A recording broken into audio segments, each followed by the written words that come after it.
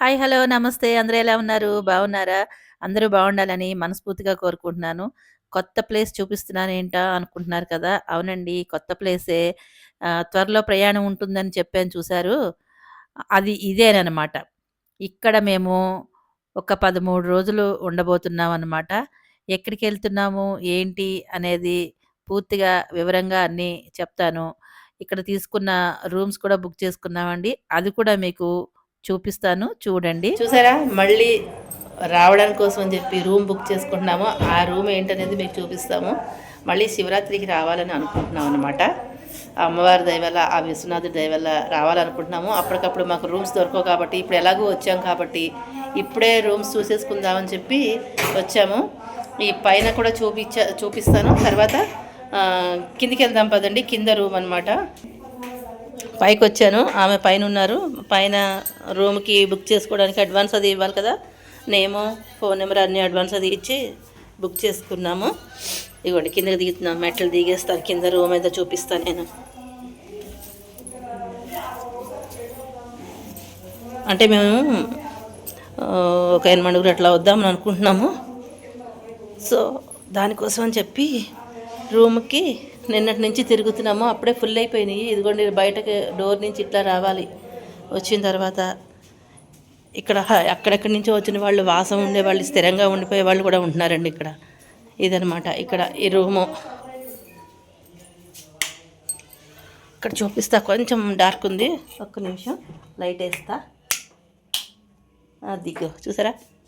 Light, fan పెద్ద ఉండండి. అయ్యో సారీ. ఒక స్విచ్ అది ఉంది. ఇదిగోండి చూసారు కదా, ఇది బెడ్లు.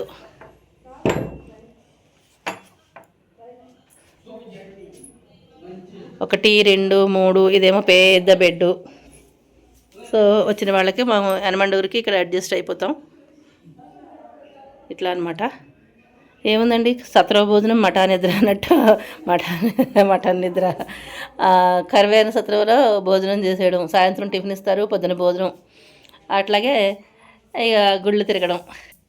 చూసారు కదా, ఇదేనండి రూమ్. ఈ రూమే మేము బుక్ చేసుకున్నాము. ఇక్కడ దగ్గరలోనే అన్నీ మనకి కరివేరు సత్రవ దగ్గర అన్నీ దగ్గరలోనే ఉంటాయి. కేదార్ఘాట్ దగ్గర కొంచెం విశ్వేశ్వర టెంపుల్ దూరంగా ఉంటుంది. సో ఈ రూమ్ మేము ముందుగానే బుక్ చేసుకుని పెట్టుకున్నామన్నమాట.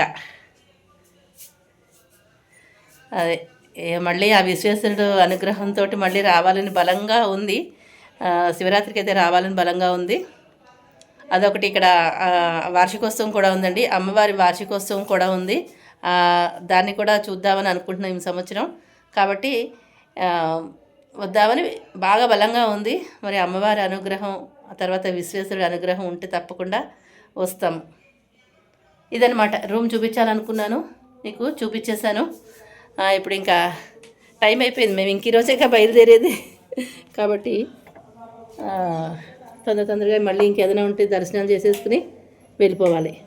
సో లైట్లు ఆఫ్ చేసేసాను. కలుపు దగ్గరగా పెట్టేద్దాం. ఇట్లా పెట్టేసి మనం వెళ్దాం. చూసారా ఎంత బాగుందో. ఇక్కడ అందరూ మన తెలుగు వాళ్ళేనండి. తెలుగు వాళ్ళే ఇక్కడ. హలో అండి. ఇది లేదు, అడ్వాన్స్గా బుక్ చేసుకుంటున్నాం. ఫిబ్రవరిలో వద్దామని ఇక్కడ కింద చూసుకున్నాం అనమాట.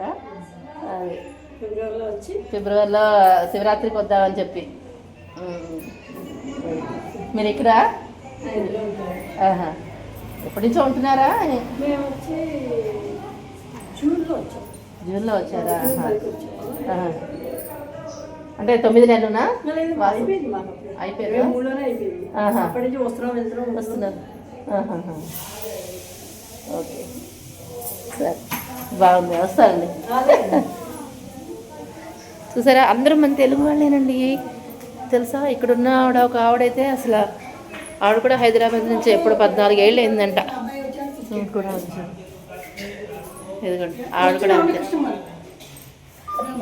వీడియో తీస్తున్నాను మీకు.